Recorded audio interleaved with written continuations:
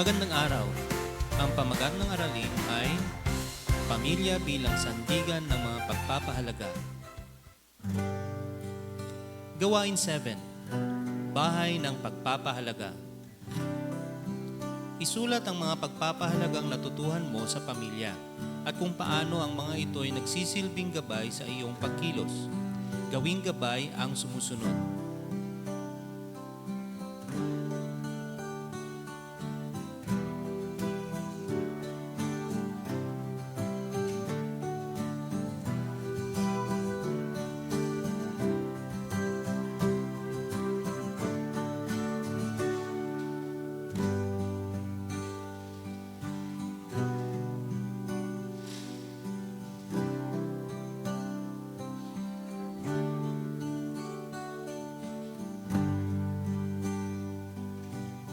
Pagsasabuhay sa mga pangunahing pagpapahalaga na natutuhan sa pamilya.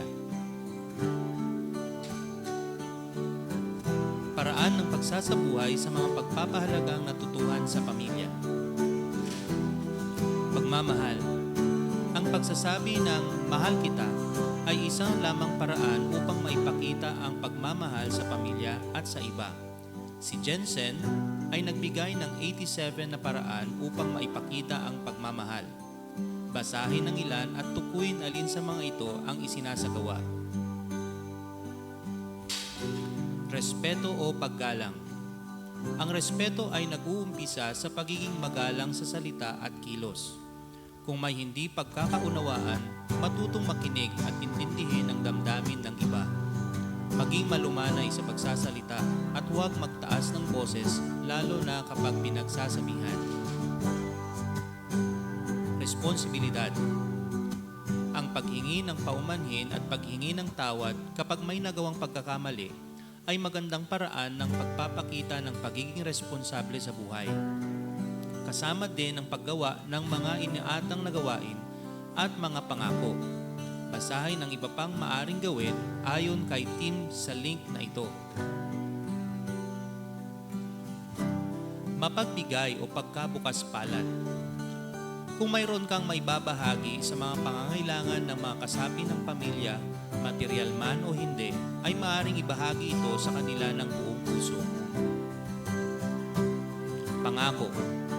Panindigan ang mga binibitawang salita at pangako kahit na may mga balakid sa pagtupad ng mga ito. Kapakumbabaan. Matutong magsabi ng sorry kung nagkamali at laging isiping hindi mo alam ang lahat ng bagay. Dahil dito, pagsilbihan ng isa't isa upang mapunan ang mga kahinaan. Pasasalamat. Magpasalamat sa lahat ng pagkakataon, maliit man o malaki ang mga nagawa ng kapamilya.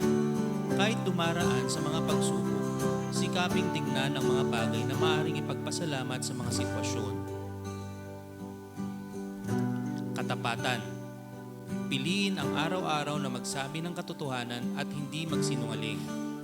Sumunod sa mga alituntunin ng mga magulang upang hindi malagay sa sitwasyon na kailangang magsinungaling. Pakikipagkaibigan. Ugaliing umiti sa iba. Bumati ng magandang umaga o magandang gabi. Kausapin ng maayos at makinig kung sa tingin mo ay kailangan nila ng kausap. Pasensya. Iwasang magsalita ng makakasakit sa iba kapag hindi nakuha ang nais. Huminga ng malalim at magkaroon ng kamalayan sa mga tumatakbo sa isipan upang maiwasan ang mga negatibong kaisipan. Mag-isip ng positibo at kontrolin ang sarili.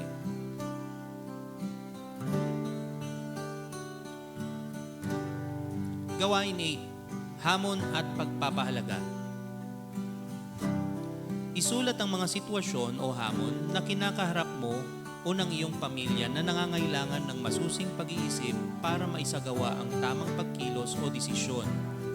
Anong mga pagpapahalaga ang maaaring gumabay sa iyo o sa inyo upang mapagtagumpayan ang mga hamon o sitwasyon? Ipaliwanag ang sagot.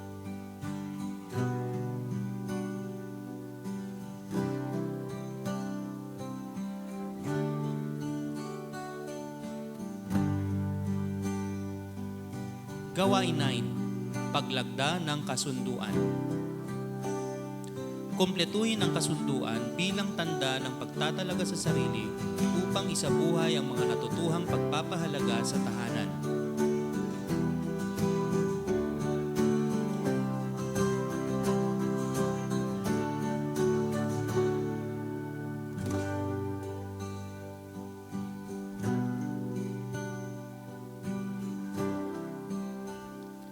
Paano nakakatulong ang pamilya sa paghubog ng pagkatao? Bakit mahalagang matutuhan ng mga pagpapahalaga at birtud? Pagnilayan natin. Bakit mahalagang taglayin mo ang mga pagpapahalagang ito? Ano ang naidudulot na kabutihan ng mga ito sa iyong sarili, sa pamilya at sa bayan? Sa mga pagsubok na kinakaharap ng pamilyang Pilipino, ano ang maaari mong gawin o ipayo sa mga nakakaranas nito?